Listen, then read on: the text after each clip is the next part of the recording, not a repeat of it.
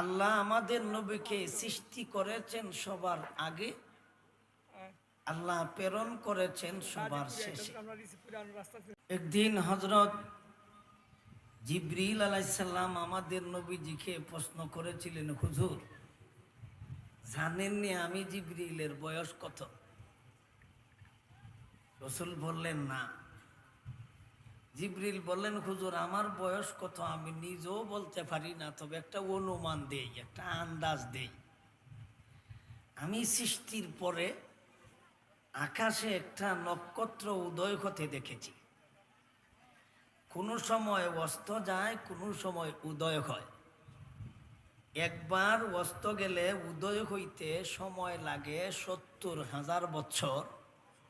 এই রকমের অস্ত এবং উদয় হওয়া আমি আমার বয়সে ৭২ বার দেখেছি। তাহলে হুজুর একটু অনুমান হইছে আমি জিবরাইলের বয়স কত? রাসূল বলেন একটু অনুমান হইছে, তবে তুমি সৃষ্টির পরে এই তারকাটা কতবার উদয় হইল, কতবার অস্ত গেছে তুমি কি এর আগে দেখেছ? জিবরিল বলেন, জি হুজুর না, আমার তো এখন সৃষ্টি হয় নাই। নবীজি বলেন, যেই তারকাটা তোমার আগে কত ৭২ বার, কত ৭২,০০০ বার, কত ৭২ কোটি বার উদয় হইল অস্ত গেল, তুমি তো তা দেখনি বা জাননি। এই তারকাটাই ছিলাম আমি মুহাম্মদুর রাসূলুল্লাহ সাল্লাল্লাহু আলাইহি ওয়াসাল্লাম। তাহলে এখন অনুমান করো আমি নবীর বয়স কত?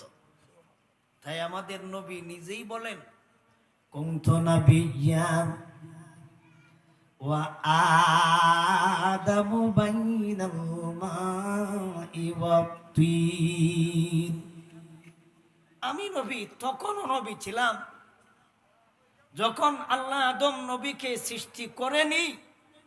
সৃষ্টি করার জন্যে পানি এবং মাটিকে একত্রিত করে আল্লাহ খামির তৈরি করেছিল, তখনও আমি বিশ্ব নবী ছিলাম। তাই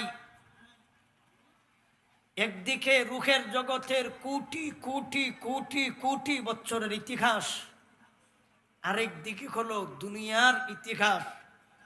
দুনিয়ার জগতে আমরা এই জীবনীটাকে আবারও প্রাথমিক অবস্থায় দুইটি ভাগ করি।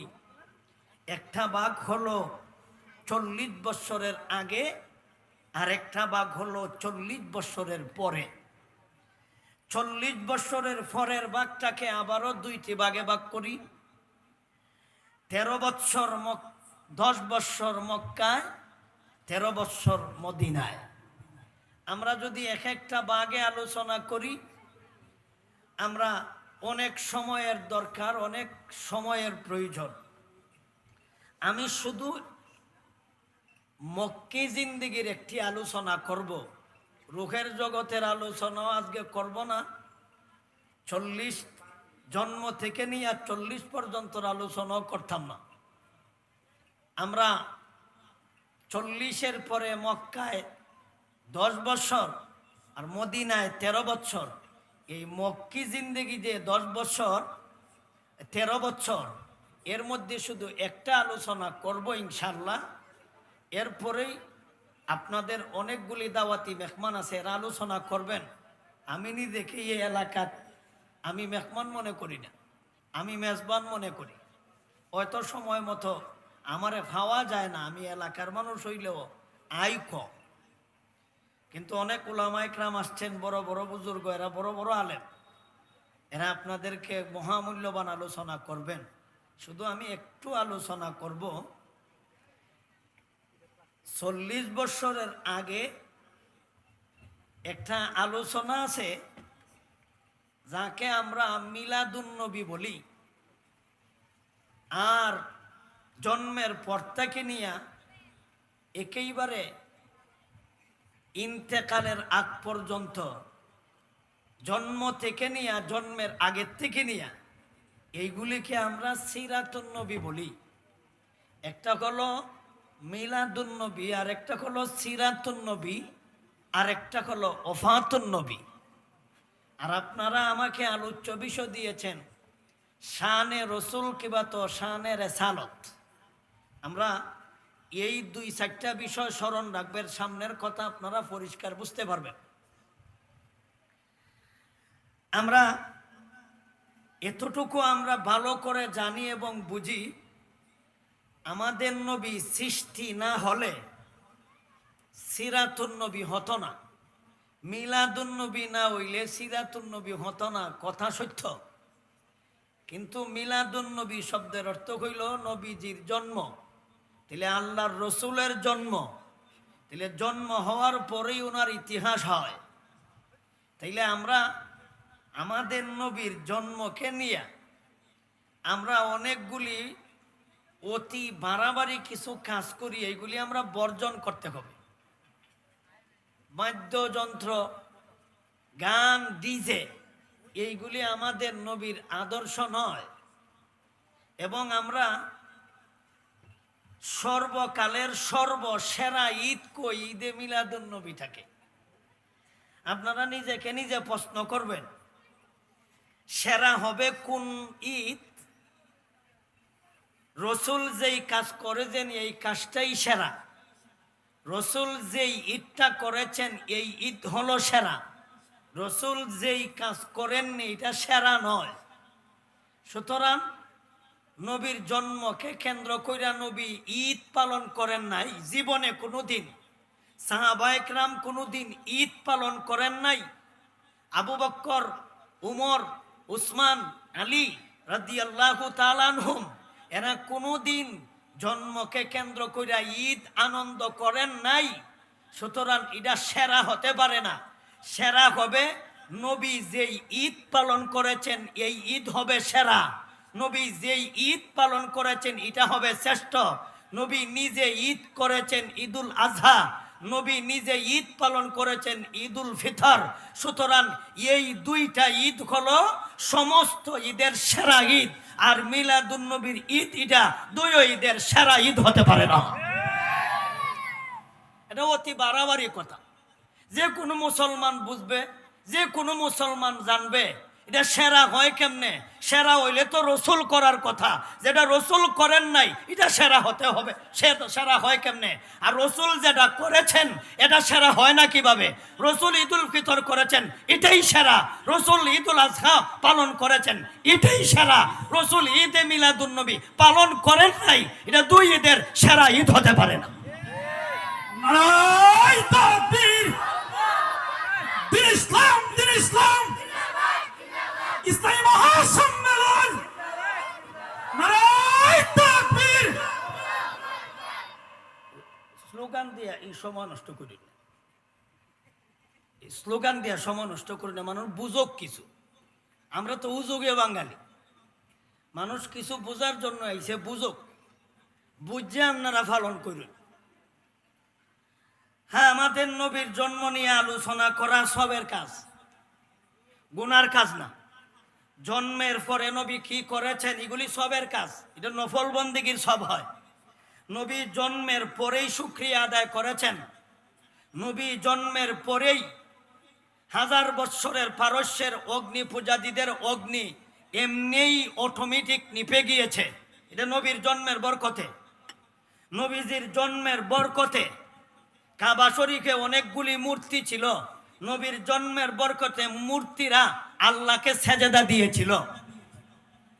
নবী যখন জন্মগ্রহণ করেছেন তখন নবীজির লজ্জাস্থানে একটা হাত দিয়া ডাকনা দিয়া রাখছিলেন। এইগুলি কি আমরা কখনো পালন করতে পারবো?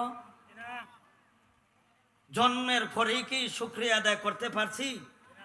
আমার জন্মের পরে কি আমরার গড়ের যে আমরার মা বইনে যে চুলার মধ্যে লাকড়ি দিয়ে আগুন জ্বলাই এটা লিমাইতাম পারছি?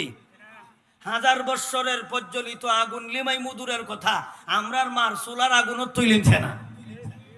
তাইলে পালন করা সম্ভব? সেটা পালন করন যাইতো না। এটারে পালন করি বইলা ধোঁকাবাজি।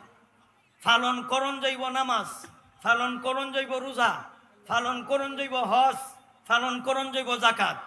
তাই বলে আমরা মিলাদুন নবীর বিরোধী নয়, আমরা মিলাদুন নবীর পক্ষে। নবীর জন্ম হয়েছে, কথা সত্য, এটা কেউ অস্বীকার করে না। নবীর জন্মটা ছিল এটা অলৌকিক, এটা আমাদের মতো সাধারণ না। নবী ছোটবেলায় এই যে রাস্তা দিয়ে যাইতেন, মেঘবালায় নবীকে ছায়া দিত। নবী যেই রাস্তা দিয়ে যাইতেন, নবীজিকে গাছে সালাম দিত। নবী যেই রাস্তা দিয়ে যাইতেন, গাছপালা পর্যন্ত নুইয়া বাঁকা হয়ে নবীজিকে ছায়া দিত। আমরা রে দিবনি পালন করা সম্ভব, কিন্তু আমরা এইগুলি করি কেন না বুঝা।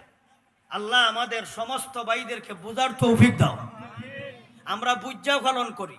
এখন যদি কেউ কয় না আমাদের সিরাতুন নবীর দরকার নাই, মিলাদুন নবী কায়েম করো, সিরাতুন নবী লাথি মারো, এটার উত্তর দেওয়ান লাগে। লাথি দিয়েন না, সিরাতুন নবী লাথি দিয়েন না, এইগুলি ফালতু কথা। সিরাত মিলাদুন নবী কায়েম করো, করবা কেমনে কও? জন্মের ঘরে শুকরিয়া আদায় করো। নবী জন্ম গ্রহণ করেছেন খতনাকৃত অবস্থায়, তোমার মার পেট থেকে খতনাকৃত অবস্থায় বাইরইলে হবে ভালন। যদি বাইরইতে ভালো না তে ভালো নইতো না, ভালো নইব নি। এখন এগুলি যদি কৌ বলে কায়েম করো একটা, লাথি মারো আর একটা, তাইলে যে ডারে কায়েম করতা এটা নফল বন্দিগির সব হয়। আর নামাজ রোজা সিরাতুন নবী 40 বছরের পরে আইছে, এইগুলি পালন করা হলো মুমিন মুসলমানের জন্য ফরজ। একটা কইল নফল আর একটা কইল ফরজ। আপনারাই বলেন ফরজের গুরুত্ব বেশি না নফলের গুরুত্ব বেশি? ফরজের। কিন্তু আমরা ফরজ চাইরা নফলের গুরুত্ব দিছি। এটা এমন হইছে, একবার ওয়াজও শুনছে, এ হুজুরে ওয়াজ করছেন ফাগরি বান্ধা 1 রাকাত নামাজে 70 রাকাতের সব হয়। বেটা এই সবের আশায় বেটা ডেলি ফাগরি বান্ধে। একদিন মসজিদও গেছে গা, বেটা বুল্লা ফাগরি নিছে না। বুল্লা যখন ফাগরি নিছে না, তখন চিন্তা করে দেখে সর্বনাশ, এত বড় সব তো আমার হাত থেকে হাত ছাড়া হয়ে যায়। তখন উনি কি কাম করছে, 1 রাকাতে 70 রাকাতের সব থেকে বঞ্চিত। তখন ওনার ফাগরি গড় বুল্লে আইছে, তখন আর মসজিদও আনছে না, তখন লঙ্গি কুল্লা ফাগরি বান্ধে লিছে। লঙ্গি কুল্লা ফাগরি বানছে, তখন কি তৈছে থেইলে ফাগরি বান্ধা কইল নফল আর লঙ্গি ভিন্দা ফরজ। থেইলে লঙ্গি ভিন্দা ফাগরি বান্দার যেই দশা, সিরাতুন নবী বাদ দিয়া মিলাদুন নবী পালন করার সেই দশা। কিন্তু এরা নবীর ভাগ। এখন আমাদের নবীকে কিভাবে আমরা ভালোবাসবো, কিভাবে আমরা মহব্বত করব, শুধু মুখে নয়। মুখে ভালোবাসলে ভালোবাসা নয়, নবীর প্রতিটা কথা, নবীর প্রতিটা কাজ, নবীর প্রতিটা কর্ম, এইগুলি যদি আমরা অক্ষরে অক্ষরে পালন করি তবেই নবীর ভালোবাসা হবে। আর যদি আমরা পালন করি না, আর মুখে বলি আমি নবীর পাগল, আমি নবীর পাগল, আমি নবীর পাগল, আমি নবীর পাগল, আর নামাজ নাই আমি নবীর পাগল, রোজা নাই আমি নবীর পাগল, দাড়ি নাই আমি নবীর পাগল, টুপি নাই আমি নবীর পাগল, পাঞ্জাবি নাই আমি নবীর পাগল, কোরআন নাই আমি নবীর পাগল, হাদিস নাই আমি নবীর পাগল, মুখে বললে পাগল হবে না। এর দশাটা কেমন একটা উদাহরণ দেই। একবার বিয়া হচ্ছে, বিয়া করার ঘরে তার বউয়ে তারে খুব ভালোবাসে। এই পরিমাণ মহব্বত, মুখে খালি হয় আমি আমার স্বামীর পাগল, আমি আমার স্বামীর পাগল, আমি আমার স্বামীর পাগল, আমি আমার স্বামীর পাগল। মানে মুখটা কি আর স্বামীর কথা সরে না। উঠতেও স্বামীর পাগল, বইতেও স্বামীর পাগল, হইতেও স্বামীর পাগল, আলাপও স্বামীর পাগল, কথা কইতে স্বামীর পাগল, খালি স্বামীর পাগল, স্বামীর পাগল, স্বামীর পাগল। বেটটাইন দেখুন বেটি একটা আনছে, বা এলাকার বেটটাইন দেখুন বেটি একটা আনছে। স্বামীর খুব ভক্ত। বেটা যখন ক্ষেত থইরা বাড়িত গেছে, যাইয়া যখন বউরে কইতাছে আমার জুতা ডাক বইয়া দেবে, হয় পারতাম না। বেটা যখন কয়টা আমার লঙ্গিটা দে, হয় পারতাম না। বেটা হয়তো গামছাটা দে, আমিও গোসল কইরাই দে, লঙ্গি দে, সাবান দে, হয় পারতাম না। বেটা যখন নিজেই গুলি কইরাইছে, আইয়া হয়তো আমারে বাদ দে, হয় পারতাম না। বেটা হয়তো মশারিটা টাঙ্গাইয়ে দে, হয় পারতাম না। বেটা হয় বিছনাটা বিছাইয়া দে, হয় পারতাম না। বেটা হয়তো আমার খাবার চোর ধুয়ে দে, হয় পারতাম না। আর সমাজের মানুষের কাছে কি তা কয়, আমি আমার স্বামীর পাগল, আমি আমার স্বামীর পাগল, আমি আমার স্বামীর পাগল। কিন্তু স্বামী যতটা আদেশ দেয় একটাও পারত না, স্বামী যতটা আদেশ দেয় একটাও করতো না, কিন্তু স্বামীর পাগল। আচ্ছা এই জাতের বেডি যদি আপনার হয় তাহলে 6 কোটি টাকার দেওয়ার কিনা দিবেন না রুটিন করে ফিটাইবেন? হয় না কেরে? এই জাতের চরিত্র যদি বেডির হয়, যে আমি যা কই একটা কত মানে না, আর খালি কয় আমার পাগল, খালি কয় আমার পাগল। তুই কি যাইতা পাগল ভাই? তুই কি যাইতা পাগল? আমার লঙ্গি আমার খাম করলে তুই আমার পাগল, আমার মুখে আমার স্বামীর নাম জপলে এটা তো পাগল না। এটা এই বেডিরে যদি রুটিন করে ফিটানি লাগে, যারা নবীর আদর্শ পালন করে না, আদর্শ বাদ দিয়া যারা কয় নবীর পাগল, এরা ওই বেটির মতো। ওই বেটি যেমন কয় পাগল স্বামীর, আর স্বামীর একটা কথা মানে না, ঠিক তেমনি ভাবে ওরাও স্বামীর রসুলের একটা কথাও মানে না, আর কয় রসুলের পাগল। এই বেটির সেই দশা, এই আশিকের রসুলের সেই দশা। এই বেটিরে যেমন রুটিন করে ফিটানির দরকার, আর ওই সমস্ত রসুলের আদর্শ বিবর্চিত আরো আশিকের রসুলদেরকেও এইভাবে ফিটানির দরকার।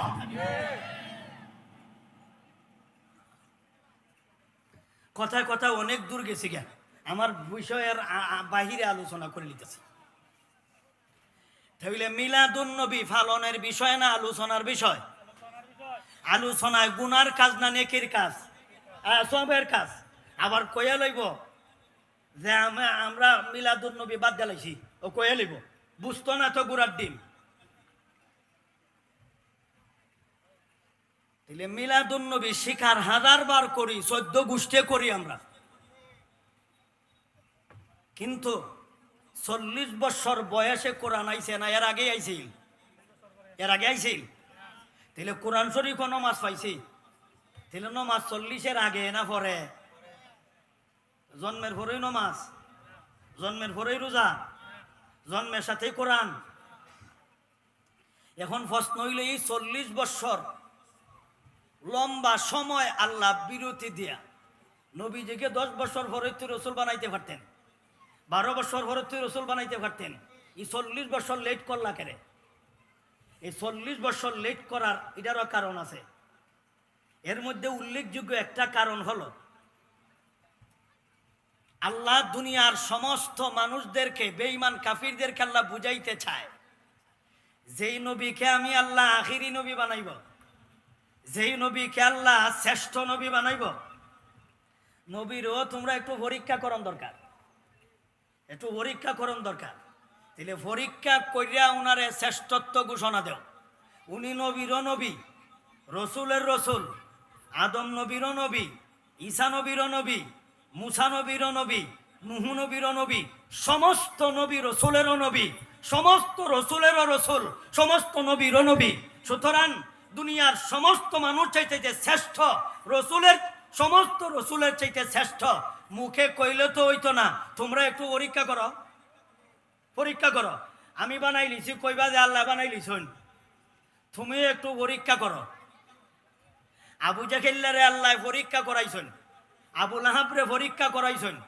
সেই একদিনে পরীক্ষা হয় না, 2 দিনে পরীক্ষা হয় না, 3 দিনে পরীক্ষা হয় না। তখন আবু জাহেলের বন্ধু বান্ধব যারা আছে, এরা 40টা বছর পর্যন্ত আল্লাহ এদের সাথে উঠা বসা করাইছে। এরা নিজেই শিকার। 40টা বছরের ভিতরে নবীজির মুখ থেকে একটা মিথ্যা কথা শুনিনি। 40টা বছরের ভিতরে কোনোদিন বাদ্যযন্ত্র বাজায়নি। 40টা বছরের ভিতরে কোনোদিন সুদ ঘুষ খায়নি। 40টা বছরের ভিতরে কোনোদিন মিথ্যা কথা বলেনি। 40টা বছরের ভিতরে কোনোদিন বাজারে উচ্চ আওয়াজে কথা কয়নি। 40টা বছর ভিতরে কোনোদিন দুঃখাবাজি করেনি। 40টা বছরের ভিতরে কোনোদিন আমরা কোনোদিন বাটপারি দুর্নীতিতে আমরা তাকে পাই নাই। তখন সবাই মিললে ঐক্যবদ্ধ হয়ে ওই নবীকে তারা আল আমিন উপাধি দিয়েছিল। আল আমিন উপাধি দিয়েছে কোন মুসলমানে না বেঈমানে? আল আমিন উপাধি দিছে মুসলমানে না বেঈমানে? খারাপ মানুষরে আল আমিন উপাধি দিছে না ভালো মানুষরে? তাহলে একদিন পরীক্ষা হইছে না 40 বছর? 40টা বছর আল্লাহ নবীজিকে আল্লাহ রেসালতের দায়িত্ব দিছে না কেন? আবু লাহাবরে দিয়া পরীক্ষা করাইছে, দেখ উনি হবেন শ্রেষ্ঠ। আবু জাহেলকে বুঝাইছেন, দেখ উনি হবেন শ্রেষ্ঠ। 40 বছরের ভিতরে যেই ব্যক্তির মুখ থেকে একটা মিথ্যা কথা বলছে না, 40-এর করে উনি কেমনে মিথ্যা কথা কয়, 40-এর করে উনি কেমনে কোনোদিন তোমাদের বিরুদ্ধে যায়। সুতরাং এর আগে তো কোনোদিন তোমাদের বিরোধিতা করে নাই, এর আগে তো কোনোদিন গাইলমন্দ করে নাই, তাহলে 40-এর পরেও উনি মিথ্যা কথা বলবে না, উনি সত্য কথা বলবে। 40 বছরের পরে যখন আল্লাহ কোরআন নাজিল করছে, তখন বড় বড় নেতারা কিছু বুঝে, যারা এরা পড়ছে একটা বিপদ হইল। এত বছর সরকারে কইল কি, আর এখন আব্দুল্লাহর বেটা মুহাম্মদে কয় কি। এখন এরা একটা দ্বিধাদ্বন্দ্বের মধ্যে পড়ছে। এতদিন যারে আমরা আল আমিন মানছি, ওই ব্যক্তি কয় দুর্গা পূজা ঠিক নাই। যাকে আমরা অতদিন সত্যবাদী উপাধি দিলাম, ওই ব্যক্তি আজকে কয় দুর্গা পূজা ঠিক নাই, মূর্তি পূজা ঠিক নাই। এখন আমরা কোন পদ্ধতি, বিশ্বাসীর কথা মানবো নাকি নেতা কেতার কথা মানবো?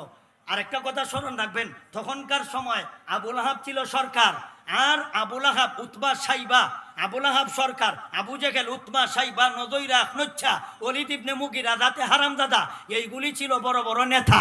এগুলি কি বড় বড় নেতা?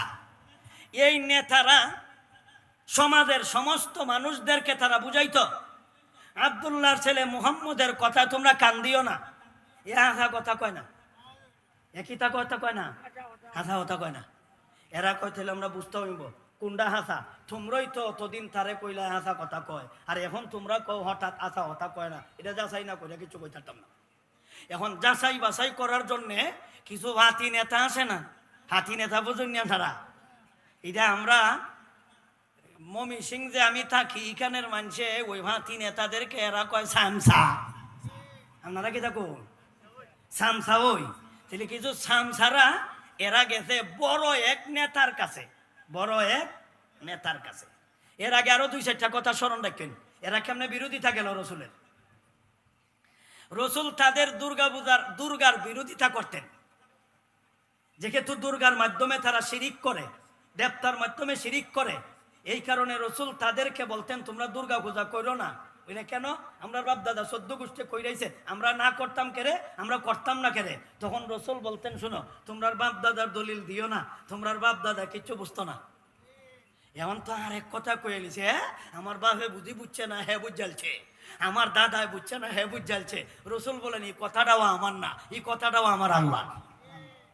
আমি যে কথাটা কইছি এটা আমার পক্ষ থেকে কইছি না, আল্লাহ বলেছেন ওয়া আবাউকুম লা ইয়াকিলুনা শাইআ। ওয়া আবাউকুম এর অর্থ হলো তোমাদের বাপ দাদা, লা ইয়াকিলুনা শাইআ এর অর্থ হলো তারা কিছুই বুঝতো না। এটা আমি মুহাম্মদের ফগেটের কথা নয়, এটা আমার আল্লাহ বলেছে। তোমরা তোমাদের বাপ দাদার উদাহরণ দাও, তোমরা তোমার বাপ দাদার দলিল দাও, তাইলে সইনা রাখো তোমাদের বাপ দাদা দুর্গা পূজা করে নাই, বরঞ্চ তোমরা তাদের উপর মিথ্যারোপ করো। আসলে তারা দুর্গা স্থাপন করছিল পূজা করার জন্য নয়, তারা দেবতা স্থাপন করছিল, এরা পূজা করার জন্য নয়, এরা ডাকতো আল্লাহকে, এটা ছিল মাত্র মাধ্যম। তোমরা ডাইরেক্ট মাধ্যমের কাছে চাও, তোমরা করো শিরিক, এরা ডাইরেক্ট শিরিক কাজ করে নাই। এদের উপর দোষারোপ করো না, যদিও তারা শিরিক কাজ করে থাকে, যদিও তারা দুর্গার কাছে কইরা থাকে, তাইলে তোমরা যাই না রাখো ওয়া আবাউকুম লা ইয়াকিলুনা শাইআ তোমাদের বাপ দাদা 14 গোষ্ঠী এরা কিছুই বুঝতো না, কিছুই বুঝতো না। এরা কয় সর্বনাশ, একদিকে আমরার খুদার ভুল আর একদিকে আমরার বাপ দাদার ভুল, তাইলে তো বুঝার আছে। এই মৌলবী হঠাৎ কেমন দলিল দিতেছে, আমরার বাপ দাদা কিচ্ছু বুঝতো না, আর আমরার বাপ দাদা যার পূজা করতো এটাও কিচ্ছু করতে পারতো না। আল্লাহ আর একখান আয়াত নাযিল করিয়া বইলা দিলেন, নবীজি আপনি তাদেরকে বলে দিন তোমরা যার কাছে সাহায্য সহযোগিতা চাও এরা নিজেই তোমাদের মুখাপেক্ষী, তোমরা এদের কাছে কিছু হইতো না। দেবতায় দেওয়ার ক্ষমতা আছে তো না? কিছুই নাই। লা ইয়াদুররুকুম ওয়া লা ইয়ানফাউকুম শাইআ এইগুলি তোমাদের কোনো ক্ষতিও করতে পারবে না, এইগুলি তোমাদের কোনো উপকারও করতে পারবে না, বরঞ্চ তোমরা যার কাছে সাহায্য চাও তোমরা একটু লক্ষ্য করে দেখো, এইগুলি তোমাদেরকে দিবে দূরের কথা, তোমরা যেই সমস্ত খাবার দাও এই খাবারগুলি নিজেরাও খায় না, কারণ এদের খাবারও আরেক দল প্রাণীকে ছিনাইয়া নিয়ে খায়। সুতরাং যাদের কাছে তোমরা চাও তোমাদেরকে দিব দূরের কথা, এরা নিজে নিজে দাঁড় হওয়ার ওই শক্তি রাখে না, নিজে নিজে খারাপ হওয়ার ক্ষমতা রাখে না, নিজে নিজে দণ্ডায়মান হওয়ার ওই শক্তি রাখে না। এদেরকে দাঁড় করাইতে তোমরা বাঁশ দিতে হয়। কিতা দেওয়ান লাগে? যার কাছে তোমরা সাহায্য চাও এরারে ওই তোমরা বাঁশ দিয়ে খাড়া করছো। এও কোন রাস্তায় দিয়ে বাঁশ দিল, বাঁশ রাস্তাটার কইলাম না, কিতা কইলাম না, এটাকে আমি মাইকো কইতাম পারি। তাহলে খুদারে এরা কোন দশাত ফালাইছে, হেরার কুদারে কোন অবস্থা হেরাওই ফেলাইছে। সুতরাং হেরা ওই যদি বাঁশ দিয়া দাঁড় করায় তাইলে তুমি বলো যে তোমারে কি দিব, হেরাই তো তোমরা জীবন ভর বাঁশ দিছ। এরা যখন যুক্তি তর্কেতে নবীর সাথে পারে না তখন তারা বিচ্ছিন্নভাবে ওই সামসারা এরা বড় বড় নেতার কাছে যাইতাছে। আর নেতাদের ঘোষণা, নেতাদের কিছু ঘোষণা কইতাম নি, তখনকার সময় নেতারা কইছে সাবধান আব্দুল্লাহর বেটা মুহাম্মদ কিছু বুঝে না, তার কথায় তোমরা দুর্গাগুলি ছাড়িও না। তখন তাদের দেবতাগুলি আছিল দুই জাত, এক জাতের দেবতা হলো সরকারি আর এক জাতের দেবতা হইল বেসরকারি। তাহলে এরার কুদা কয় জাত? এরার কুদা দুই জাত। হেরার ভাষায় হেরার কুদা, কোরআন শরীফ আল্লাহ হেরার কুদার কতই কইছে। আমরা কোরআনও হেরা দিয়ে তো কুদা কয়, আল্লাহও হেরার কুদারে কুদই কইছে, আল্লাহও কুদই কইছে। তখন হেরা যেহেতু তাদের দেবতারে কুদা কয় এর লাগে আল্লাহও কুদা কইছেন। তাইলে হেরার কুদা কয় জাত আছিল? দুই জাত, কিছু কুদা সরকারি আর কিছু কুদা বেসরকারি। সরকারি কুদার সংখ্যা কম আর বেসরকারি কুদার সংখ্যা বেশি। তখন এরা নেতারা ভাষণ দেয়া কয় সূরা নূহ 29 নম্বর পারা আয়াত নাম্বার সম্ভবত 23, আয়াত নাম্বার কত? 23, 29 নম্বর পারা সূরা নূহ আয়াত নাম্বার 23 নম্বর আয়াত আল্লাহ এই কথা উল্লেখ করছে। وقالوا لا تذرن آلهتكم ولا تذرن ودا ولا سواعا ويغوثا ويعوقا ونسرا। আল্লাহ বলেন স্মরণ করো সেই দিনের কথা, বড় বড় নেতারা সমাজের সমস্ত জনগণকে সম্বোধন করে বলতো সাবধান করে দিলাম আব্দুল্লাহর বেটা মুহাম্মদের কথায় আমাদের খোদাগুলি কখনো ছাড়া যাবে না। লা তাযারুন্না আলিহাতাকুম, তোমাদের আলিহা তোমাদের খোদাগুলিকে চাইরো না, এইগুলি হলো বেসরকারি খোদা। লা তাযারুন্না আলিহাতাকুম ওয়ালা তাযারুন্না ওয়াদ্দা, এগুলি হলো সরকারি খোদা। একটা খোদার নাম ওয়াদ্দা, আরেকটা খোদার নাম সুয়া, আরেকটা খোদার নাম ইয়াগুসা, আরেকটা খোদার নাম ইয়াউকা, আরেকটা খোদার নাম হলো নাসরা। এইগুলি কখনো তোমরা সাবধান, তোমরা ছাইরা যাইও না। নেতারা ঘোষণা করে দিছে সরকারি খোদাও সারণ যাইত না, বেসরকারি খোদাও সারণ যাইত না। সূরা নজমে আল্লাহ আরো 4টা সরকারি খোদার কথা কইছে। তাহলে সূরা নূহে পাইলাম 5টা আর সূরা নজমও পাইছি আরো 4টা। ফাসিয়ার 9 কয়টা? ফাসিয়ার 4 কত? সরকারি কুদা পাইছি 9টা। কোরআন শরীফ আরো কিছু সরকারি কুদা আছে ইতিহাসের পাতায়, সবগুলি কইলাম না। এদের কুদার সংখ্যা 1টা 2টা না, 360টা হইল বড় কুদা আর ছোট বড় মিল্লা 33 কোটি। সুবহানাল্লাহ, এক আল্লাহরই রাজি করতাম পারতাছি না, কি বিহদ আছি। কিতা কইলাম না, একজনই রাজি করা কি কঠিন হইছে, আর এতজনের রাজি করা কি মানুষের পক্ষে সম্ভব? নবীজি যখন এদেরকে বুঝাইতেন, এখন তো এরা ক্যাফ সেজুত কইরা ক্যাফার মতো, ক্যাফা কারে কয়, আমরার খুদার বিরুদ্ধে কইতো, আমরা নেতা নেত্রীর বিরুদ্ধে কইতো, যেই মৌলবী ওয়াজ করে ওয়াজ করতে তেমন যেত না। এই জাতের চরিত্র তো বিগত সরকারেরও আছিল। কিতা কইন আপনারা? আবু জেহেল আমার খাক বিগত কিছু সরকারের নেতা ফেতারও আছিল, আমরা যখন কিছু কথা কইতাম কোরআন হাদিস থেকে, যখন তাদের বিরুদ্ধে চলে যাইতো, আমরা তো তাদের বিরুদ্ধে কথা কইতাম না, আমরা তো কইতাম কোরআন হাদিসের কথা, চইলা যাইতো তাদের বিরুদ্ধে। এই কারণে আমাদের লিস্ট করেছিল, আমাদের নামে অনেকগুলি মামলা দিয়েছিল, হয়রানিমূলক মামলা। আগে শুনতাম টাকা পয়সা লেনা দেনা হয়, বিগত সরকার আমরা শিখাইছে মামলা ও লেনা দেনা হয়। রেন কইরা আমার উপরে 17টা মামলা দিছে, আর প্রত্যেকটা মামলা রেন কইরা আনছে। কতটা মামলা আমার উপরে দিছিল রেন কইরা? 17টা। এর মধ্যে একটা মামলা দিছিল দুদকের, 116 জন আলিমের তালিকাভুক্ত করছিল। এর মধ্যে আমি উজিরপুরের একটা নাম আছিল, আপনারা জানছেন। এর মধ্যে হেডমাস্টার যেটা আছিল, এটা হইল সাবেক বিচারপতি, নাম ছিল কিতা মানিক। আর সমাজের মানুষে তারা কালামানিক কয়, এর লাগে আমিও কালামানিক কয়ে লিছি। আর কিছু কিছু মানুষে কালামানিকও কইতো না, মানুষে কইতো মানিক্যা। আল্লাহর গজব কেমনে নাজিল হইছে এটা ইলেকট্রিক মিডিয়ায় দেখছে মানুষে। কলা ভাতাত ঘুমাইছে একজন বিচারপতি, দেখছেন নি আপনারা? বহু বছর পর্যন্ত আলোচনা করছি আর কইছি বাড়াবাড়ি করো না, ফেরাউন্নায় বাড়াবাড়ি কম করছে না, বাড়াবাড়ি করো না, বুঝে গেলে আবুল হাইবা কম করছে না। হেরার কব্বর কেউ আগে কেউ মুতে, বাংলা তুই কইলিছি নাকি তা?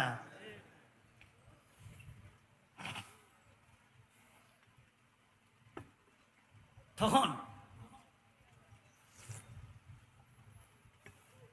এরা সমাজের মানুষেরা এখন পর টেনশনও করছে, এখন কিতা করতাম, আব্দুল্লাহর বেটার কথা মানতাম নাকি আমরা বড় বড় নেতার কথা মানতাম?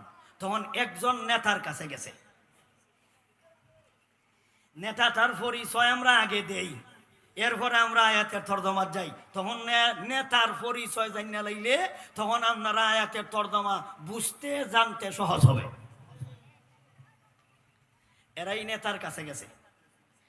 নেতা ছিল খুব গবেষক এবং বুদ্ধিমান, শিক্ষিত। তো আমরা যে দিয়ে আছে এদিও কম শিক্ষিত না, মারাত্মক শিক্ষিত। বড় বড় কিছু শিক্ষিত লোক আছিল, এরা 70-80 রাকাত তাহাজ্জুদের নামাজও পড়ছে।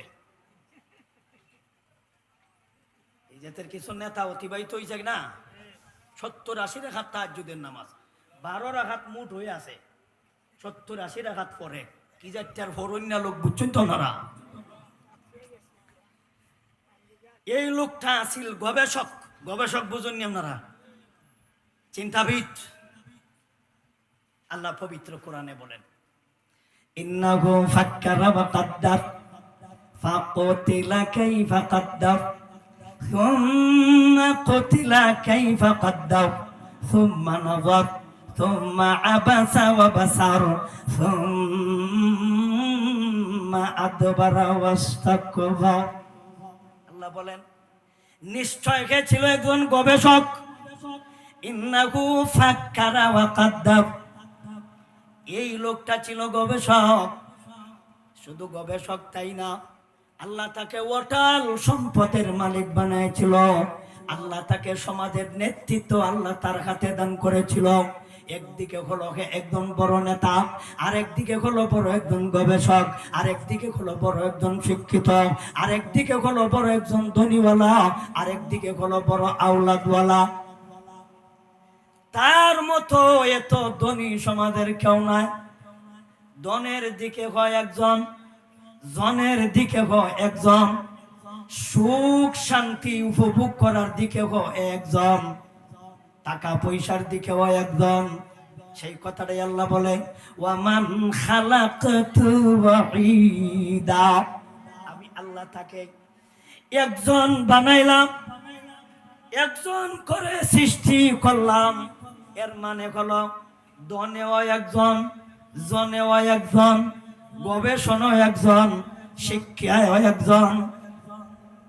ওয়ামান খালাকতু ওয়াহিদা ওয়াজআলতু লাহু মালাম মামদুদা, আমি আল্লাহ তাকে প্রচুর ধন সম্পদের মালিক বানাইলাম। ওয়াজআলতু লাহু মালাম মামদুদা ওয়া বানিনা শুহুদা, আমি আল্লাহ তাকে অনেকগুলি সন্তান দান করলাম। ইতিহাসের পাতায় পাওয়া যায় এর নিজের 12টা ছেলে ছিল। কয়টা? যার সন্তান ছেলে 12টা হয়, মাঘ মাইয়া শীতের সময় শরীর গরম থাকবো কিনা? কিতা কইন আপনারা? সব সময় শরীর থাকবো গরম, কারণ লাঠি বেশি, খিতা বেশি। যদি ধন থাকে থেওয়া থাকে শরীর গরম, আর যদি জন থাকে থেওয়া থাকে শরীর গরম। বিগত সরকারের আমল যে একেবারে নিম্নমানের একটা সামসা, এর শরীর খিদার গরম রয়েছে। চিন্তা করছো? আমরার সামন তাকে মাঠ খেরে লইয়া গেছে গা, এমনকি তাবা পর্যন্ত তাওয়াইছে। অথচ ইতিহাস তালাশ কইরা দেখলাম মাত্র একটা লিক করে, কিতা করে, লিক করে। কি ভাবা, হের অনুমতি লাগে ওয়াজ গড়াইতে। এখন যে আমরা কথা কই, কার অনুমতিতে কই রে সামসা?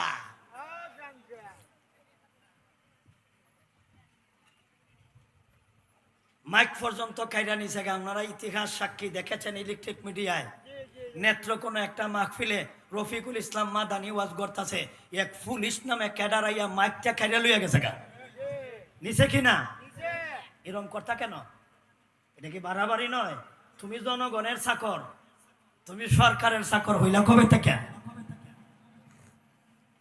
এই কারণে মানছে ইচ্ছা মতো টার্গেট এরারে করছে। কারে?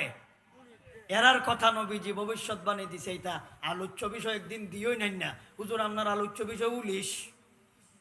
একদিন কইমু পুলিশের বাপদাদা 14 গোষ্ঠী কই থেকে আইছে, কেন, দায়িত্ব কি, করবেটা কি, ফলাফল কি, আমরা জানা আছে ইনশাল্লাহ। তাহলে আল্লাহ বলেন ইন্নাহু ফাক্কারা ওয়া কাদ্দার ফাকুতিলা কাইফা কাদ্দার সুম্মা নাযার সুম্মা আবাসা ওয়া বাসার। হে একজন গবেষক ছিল, একজন বুদ্ধিমান ছিল, হে একজন টাকাওয়ালা পয়সাওয়ালা ছিল। অর্থের দিক থেকেও একজন, ধনের দিক থেকে একজন, টাকা পয়সার দিক থেকে একজন, নেতাগিরিতেও একজন। সমাজের সব মানুষের নেতার কাছে যায়। এই নেতা, এই নেতার নামটা একটু পরে কইমু, খালি শুধু চরিত্রটা জানি না নাই। এই জাতের চরিত্র তো আমরার মধ্যেও থাকতে পারে। কিতা কই?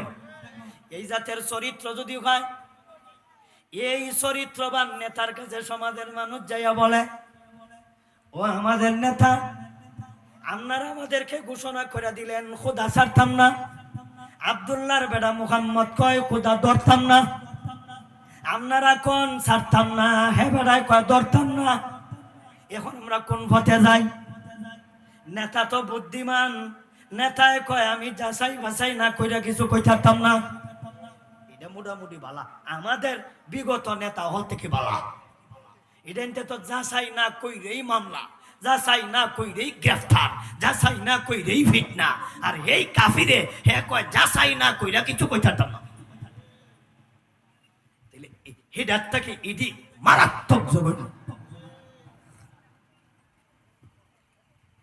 যাচাই কেমনে করণ যায়? তাহলে ওয়াজনন লাগবো। মুহাম্মদুর রাসূলুল্লাহ যেই প্যান্ডেলে যেই জায়গায় ওয়াজ করে, এইভাবে তো আগে প্যান্ডেল ছিল না, কয়ে নিছি আর কি। একটা সমাবেশে নবীজি ওয়াজ করতেছেন, আর এই নেতা যাইয়া নবীজির সামনাসামনি বসছে। একজন গণ্য মান্য জঘন্য, জঘন্যটা একটু ঘরে কই মনে কেমনে জঘন্য হয়েছে অতটুকু পর্যন্ত জানেন। প্রথমত গণ্য মান্য কি? গণ্য মান্য রসুলের সামনে রসুল খুব ওয়াজ করছে, মানুষের জান্নাত জাহান্নাম ভালো মন্দ সব নবীজি বুঝাইলেন। আর বললেন যে আমার কাছে কোরআন নাজিল হয়, আর যা কথা বলছি আমি কোরআন থেকে বলছি। নবী যখন এই কথা বলতেছেন, হঠাৎ নেতা দাঁড়াই গেছে গা, হঠাৎ নেতা দাঁড়াই গেছে গা। এটা মক্কি জিন্দিগির একটা হাজার ভাগের একটা আলোচনা করতেছি। নবীদের শান কেমন, মান কেমন, মর্যাদা এই আলোচনা থেকে বুঝতে পারবেন ইনশাআল্লাহ। যখন নবীজির সামনে ওই নেতা দাঁড়ায়, নেতা দাঁড়াইয়া নবীজির দিকে তার ফিট, জনগণের দিকে তার সামন। আল্লাহ বলেন সুম্মা আদবারা, আদবারা শব্দের অর্থ হলো পিছন দেওয়া।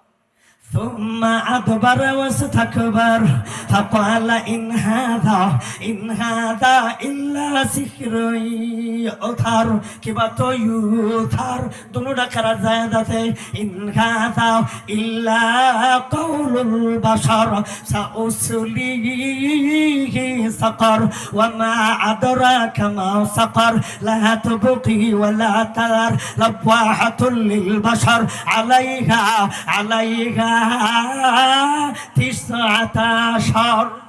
আল্লাহ বলেন সুম্মা আদবারা,